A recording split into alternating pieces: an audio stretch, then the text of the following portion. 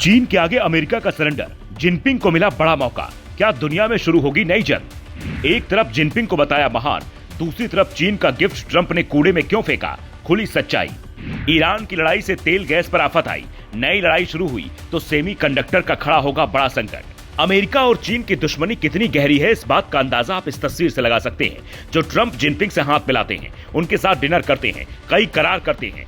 वहीं ट्रंप जब चीन से लौटते हैं तो जिनपिंग का दिया हुआ सारा गिफ्ट एक कूड़े के ढेर में डाल देते हैं। जिसकी तस्वीरें सोशल मीडिया पर आती हैं तो कई तरह के सवाल खड़े होने लगते हैं। सवाल इसलिए भी क्योंकि ट्रंप कहते हैं हम भी उन पर जासूसी करते हैं जैसे वो हमारी जासूसी करते हैं। तो क्या जो गिफ्ट चीन ने दिया था उसमें जासूसी से जुड़े सामान थे?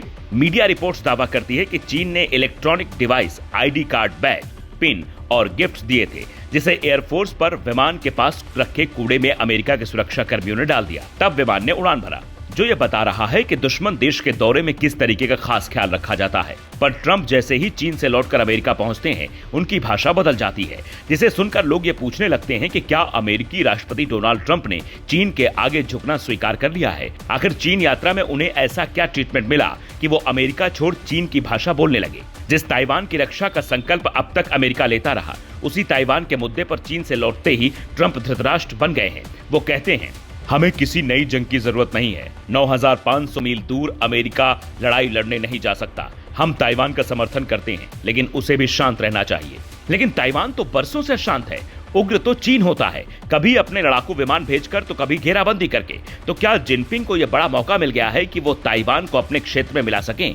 जो लड़ाई पुतिन यूक्रेन के साथ लड़ रहे हैं, क्या वैसी ही लड़ाई ताइवान के साथ चीन लड़ेगा? क्योंकि अमेरिका की तो पुरानी आदत है, वो पहले जंग शुरू करवाता है और फिर अपने सामान बेचता है। अगर ऐसा हुआ तो फिर दुनिया के सामने एक नया संकट पैदा हो सकता है, क्योंकि अब तक ईरान वाली लड़ाई से तेल और गैस की किल्लत हुई ही है। अगर ताइवान और चीन की लड़ाई हुई तो दुनिया में आर्थिक मंदी की आशंका न सिर्फ और बढ़ेगी, बल्कि जितने भी इलेक्ट्रॉनिक सामान हैं जिसमें सेमीकंडक्टर लगा है, उसका प्रोडक्शन कम हो सकता है।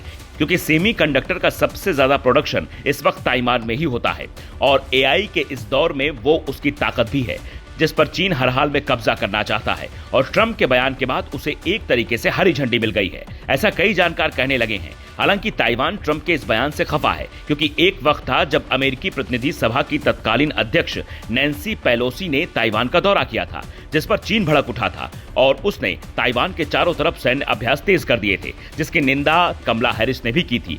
लेकिन ट्रंप जिन पर ये आरोप लगते रहे हैं कि वो राष्ट्रपति की तरह कम और बिजनेसमैन की तरह ज्यादा सोचते हैं, उन्होंने पूरी कहानी ही पलट दी। अब आगे क्या होगा कोई नहीं जानता, पर ट्रंप के इस बयान ने ताइवान के साथ साथ पूरी दुनिया की नींद उड़ा रखी है। कभी तो वो शांति के नोबेल का हकदार खुद को बताते हैं और कभी जंग का ऐलान कर देते हैं। Bureau report, global Bharat TV.